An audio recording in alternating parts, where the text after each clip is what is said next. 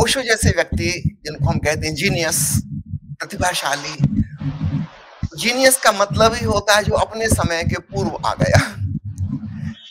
जो हमारे समकालीन लोग हैं, औसत बुद्धि के लोग हैं, कंटेम्पररी, वो एक अलग है। जीनियस का मतलब होता है जो समय के पहले, जो आगे की बात को देख पा रहा है, जिसके पास दूरदृष्टि है। उदाहरण के लिए अभी इजराइल में जो हो रहा है, ओशो ने 50 साल पहले यह बात कही थी कि ये होगा, इसको तुम रोक नहीं सकते। थर्ड वर्ल्ड वॉर की बात उन्होंने इतने विस्तार से बताई है कि अनअवॉइडेबल वो होकर ही रहेगा। ठीक इसी प्रकार जब एड्स की बीमारी आई थी, उसके कितने पहले ओशो ने न केवल बीमारी के बारे में सचेत कर दिया था, बल्कि उसका प्रिकॉशन क्या होंगे, सावधानी क्या होगी। मेडिकल साइंस ने तो बहुत सालों बाद बताया, ओशो ने कई साल पहले बता दिया था कि उससे बचने का उपाय ये होगा। आखिरकार पूरी दुनिया में एक दिन वो बातें लागू हुई। आज जिस पॉपुलेशन एक्सप्लोजन से सारी दुनिया गुजर रही है, आपको ओशो के पुराने प्रवचन मिल जाएंगे, 60 साल पुराने। उसका शीर्षक है जनसंख्या विस्फोट, और ओशो कह रहे हैं आज जनसंख्या केवल 3 अरब है। अब तो हमें विश्वास नहीं आता कि ऐसा भी दिन कभी था। देखते ही देखते ये 8 अरब, 10 अरब, 20 अरब हो जाएगी। विकराल समस्या आने वाली है, और इसका उपाय है अनिवार्य संतति नियमन, कंपल्सरी बर्थ कंट्रोल। ओशो ने रिकमेंड किया था सरकार को उस समय, फिर किसी ने सुनी नहीं उनकी बात। अगर सुनी होती तो आज हमको ये मुसीबत न झेलना पड़ती। आज हमारे देश की आबादी उस समय से 4 गुनी हो चुकी। जरा सोचो, अगर हमारी जनसंख्या वहीं रुक गई होती, आज हम सब 4 गुने ज्यादा सुख सुविधा में, संपन्नता में, सुविधाओं में जी रहे होते। ओशो की बात समाजवाद से सावधान कब कही गई थी? जब रूस और चीन के बाद हमारा देश भी समाजवाद की दिशा में धीरे धीरे टर्न ले रहा था, और लग रहा था कि बस साम्यवाद यहाँ आने वाला है। और ओशो ने उस समय चेताया। और मैं आपको ये भी बता दूं, ओशो की सबसे ज्यादा जो किताब बिकी है, इसका हर महीने एक नया एडिशन आया, और किसी किसी महीने में 2-2 संस्करण छपे हैं, वो है समाजवाद से सावधान, बिवेयर ऑफ सोशलिज्म। ठीक है, आज वो बात आउट ऑफ डेट हो गई। अब तो सोवियत, रूस और चीन और चेकोस्लोवाकिया और जर्मनी, कोरिया में भी वापस लौट आए पूंजीवाद में। लेकिन उस समय ओशो ने जो तर्क दिए थे, हैरानी की बात है, कितनी दूर की देख पाए। ये साम्यवाद सफल होने वाला नहीं है, ये तो हार जाएगा। पूंजीवाद नेचुरल व्यवस्था है, वही बेहतर है, वह प्राकृतिक है। ठीक इसी प्रकार महात्मा गांधी की जन्म शताब्दी पर 1969 में गांधी जी की जन्मभूमि गुजरात से ओशो ने एक प्रवचन माला आरंभ की थी। अस्वीकृति में उठा हाथ, भारत गांधी और मेरी चिंता। और गांधी जी की फिलॉसफी और उनके जो सिद्धांत थे, उनके खिलाफ ओशो ने ऐसी तर्कों की बौछार की जिसका कोई जवाब नहीं आज तक दिया जा सका। ओशो ने उस समय चेताया। फिर एक और उनकी किताब है गांधीवाद, एक और समीक्षा। उस समय हम लोग हैरान होते थे कि गांधी में दोष निकालना या त्रुटि निकालना या उनके सिद्धांतों में कुछ भूल चूक देख पाना कि इस पे अगर देश चला तो पिछड़ जाएगा। गांधीवादी सिद्धांत टेक्नोलॉजी के विरोध में थे, साइंस के विरोध में थे, उच्च शिक्षा के विरोध में थे। हमें पीछे ले जाना चाह रहे थे, जो कि संभव नहीं है। हर चीज आगे की तरफ बढ़ती है।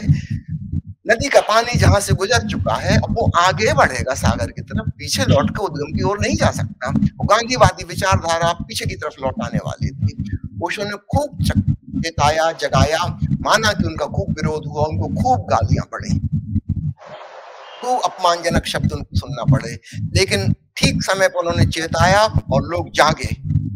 और उसकी वजह से गांधीवादी का जो शिकंजा था उससे देश मुक्त भी हुआ। इसमें बहुत कुछ ओशो का योगदान है। उस समय कंटेम्पररी आदमी ये कल्पना नहीं कर सकता, भारत गांधी और मेरी चिंता किताब को पढ़कर या वो ऑडियो सुनकर आदमी चौंक जाता था कि हद हो गई। हम जिसको महापुरुष मानते हैं, राष्ट्रपिता मानते हैं, उनके सिद्धांत में कोई भूल चूक हो सकती है? लेकिन भूल चूक थी, भयंकर भूल थी, और अच्छा हुआ हम उससे बाहर निकल सके। तो आपने बड़ा महत्वपूर्ण सवाल उठाया है कि ओशो के द्वारा कही गई बातें आज 40 साल बाद, 50 साल भी ऐसा लगता है कि अभी इस समय की जरूरत है। और मैं आपको ये भी बता दूं, अभी बहुत सी बातें हैं जो आज से और 10 साल बाद, 20 साल बाद, 50 साल बाद हमको समझ में आएगा कि अरे ओशो 100 साल बाद ये कह रहे थे। अभी थोड़े दिन पहले मैं एक वीडियो देख रहा था ओशो का, जो 80 के दशक का है, और उसमें ओशो कह रहे हैं, कंप्यूटर के बारे में बता रहे हैं कि कैसे कॉम्पैक्ट होती जा रही है डाटा सिस्टम। और समय मोबाइल का नाम तो उन्होंने नहीं लिया, लेकिन वो कह रहे हैं कि कोई छोटी सी चीज बन जाएगी जिसको तुम अपनी जेब में रख सकोगे, उस साइज की, और उसके द्वारा तुम सारी डाटा से कनेक्ट हो सकोगे, दुनिया की सारी इंफॉर्मेशन से, सारी दुनिया से जुड़ सकोगे। 80 के दशक में ये वाली बात कि तुम अपने जिप पॉकेट में एक छोटी सी चीज रख सकोगे और उसके द्वारा तुम सारी दुनिया की इंफॉर्मेशन से कनेक्टेड हो जाओगे। आश्चर्य लगता है, हैरानी लगती है। उस समय कोई सोच भी नहीं सकता था कि ऐसा भी हो सकता है। मैंने सन 2000 में पहली बार मोबाइल देखा था, जब मैं जापान गया। भारत में आने में तो और भी विलंब हो गया, देर हो गई। हैरान होते हैं, जेनेटिक इंजीनियरिंग के बारे में ओशो ने जो कहा है वो अभी भी समय नहीं आया, और ह्यूमन रिप्रोडक्शन के बारे में उन्होंने जो भविष्यवाणी की है, एक बेहतर मनुष्य कैसे बनाया जा सकता है, अभी भी मैं कहूंगा तो लोग मुझे गालियां देंगे, ओशो को भी गालियां देंगे, आपको भी गालियां देंगे। कुत्ता बिल्लियों की हमने अच्छी जाति पैदा कर ली, आम और नींबू की अच्छी अच्छी जातियां पैदा कर ली। कैसे? क्रॉस ब्रीड करके। ओशो चाहते हैं मनुष्य की भी क्रॉस ब्रीडिंग की जाए। ये कोई जरूरी नहीं है कि आप जिस संतान का पालन पोषण करें वो आपकी ही हो। दुनिया के जो बेस्ट वीर्यकण हैं, जो बेस्ट ओवम है, उनके द्वारा आर्टिफिशियल कृत्रिम उपायों के द्वारा निषेचन करके उसका गर्भधारण किया जाए। जरूरी नहीं कि आप ही उसकी माँ हो, जेनेटिकली आप उसके पिता हो। बच्चा अच्छा हो, ये बात महत्वपूर्ण है। वह स्वस्थ जिए, वह प्रतिभाशाली हो, वह बुद्धिमान हो, वह सृजनात्मक हो, वह जिंदगी में बहुत कुछ कर सके, ये वाली बात महत्वपूर्ण है, बजाय इसके कि उसमें मेरा डीएनए हो। मेरे डीएनए में कौन सी खूबी है? आप कुत्ता लेने जाते हैं, बिल्ली लेने जाते हैं। जब मैं पहली बार जापान गया था और जिस मित्र के यहाँ रुका था, उनकी बिल्ली मर गई थी, तो 7 दिन तक शोक सभा चलती रही बिल्ली की।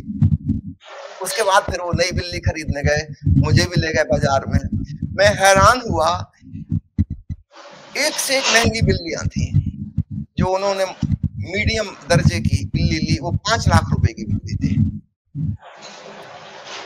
निश्चित रूप से बिल्ली को देखकर उसके गुण, उसकी जो ट्रेनिंग हुई है, किन किन कामों में वो दक्ष है। जो 20 लाख 25 वाली थी, वो बहुत सुपर बिल्लियां थी। वो एक्टिंग करने में भी कुशल थी, अभिनय कला उन्हें सिखाई गई थी। मैं तो हैरान रह गया। नेचुरली ये बिल्लियां नेचर ने पैदा नहीं की हैं, विभिन्न रंगों की, अलग अलग साइजों की, एक से एक खूबसूरत। कितने अच्छे अच्छे कुत्तों की जातियां आ गई, अलग अलग गुणों वाली। मनुष्य अभी भी बाबा आदम के जमाने से जो परंपरा चली आ रही थी, उसी के द्वारा अपनी संतानोत्पत्ति करता चला जा रहा है। क्योंकि आपने सवाल उठाया, इसलिए मैं बता रहा हूँ। ओशो की भी बहुत सारी बातें हैं जो आगे आने वाले शायद 25-30 साल बाद लोगों को हजम होंगी कि अरे वाह, क्या अद्भुत बात कही थी। आज भी उनकी बातों को सुनकर हम नाराज होंगे। ओशो ने क्लोन्स की बात कही है, मनुष्यों के क्लोन। उस समय जानवरों के क्लोन बनना भी शुरू नहीं हुए थे। क्लोन वर्ड का हम यूज करते थे कलम के रूप में। अपन ने गुलाब के पौधे की एक डाल काट के जमीन में गड़ा दी तो क्लोनिंग हो गई, कलम लग गई, उससे फिर वैसे ही गुलाब पैदा हो जाएगा। पशुओं के क्लोन बहुत बाद में, करीब 20 साल बाद, ओशो के 20 साल बाद बनने शुरू हुए, और कितने सुंदर और स्वस्थ पशु बना लिए। मैं गया था अभी हरियाणा में कुछ समय पहले, एक गौशाला में, सरकारी इंतजाम है वहां पर। जेनेटिक इंजीनियरिंग के द्वारा उन्होंने जो भैंस पैदा की है क्लोन के द्वारा, वो भैंस 6 महीने की है उम्र में, और देखने में वो 6 साल की भैंस से ज्यादा मजबूत और ताकतवर है। 6 महीने की भैंस, भरोसा नहीं आता। क्लोनिंग के द्वारा चमत्कार संभव है, तो मनुष्य के क्लोन्स क्यों ना बने? दुनिया में जो बहुत स्वस्थ, बहुत प्रतिभाशाली, बहुत सुंदर किस्म के लोग हैं, स्त्रियां हैं, पुरुष हैं, उनके क्लोन्स बनाए जाएं। कितना अच्छा होता अल्बर्ट आइंस्टीन का एक क्लोन होता आज विज्ञान की दुनिया में चमत्कार कर जाता है। कितना अच्छा होता रविन्द्रनाथ टैगोर का कोई क्लोन होता आज साहित्य के जगत में तहलका मचा देता। हम क्यों बाबा आदम के तरीके से रिप्रोड्यूस किए चले जा रहे हैं? ओशो की ये बात उस समय जब उन्होंने कही थी तब तो किसी को हजम नहीं हुई थी, शायद आज मैं कह रहा हूं अभी भी हजम नहीं होंगी। 25 लीगल प्रॉब्लम और न जाने क्या क्या खड़े हो जाएंगे, लेकिन आने वाले समय में लोग कहेंगे कि वाह, ओशो की क्या दिव्य दृष्टि थी, इतनी दूर की बात वे देख पाए। जेनेटिक इंजीनियरिंग एंड क्लोनिंग का उपयोग करके एक बेहतर नया मनुष्य बनाना। महर्षि अरविंद हुए हैं जिनको हम योगी राज कहते हैं। श्री अरविंद ने सुपरमैन, महामानव की कल्पना की है, लेकिन वो बात बस कल्पना में ही रह गई, किताब में ही रह गई। वह सुपरमैन कैसे बन सकता है, ओशो ने उसकी प्रैक्टिकल गाइडलाइंस दी है। आने वाले समय में वह बनेगा, निश्चित रूप से बनेगा। उसकी उम्र हो सकता है 300-400 साल हो या अनगिनत हो। जब स्वेच्छा से मरना चाहे तो मरे, मरना कोई कंपलसरी नहीं होगा, क्योंकि स्वास्थ्य खराब ही नहीं होगा। उस प्रकार के डीएनए खोज लिए गए हैं। कौन से डीएनए है जिससे वृद्धावस्था आती है, वो हटाया जा सकता है। मुझे डायबिटीज की बीमारी है, हृदय की बीमारी है, हाइपरटेंशन की बीमारी है, माइग्रेन की बीमारी है, कमर दर्द है,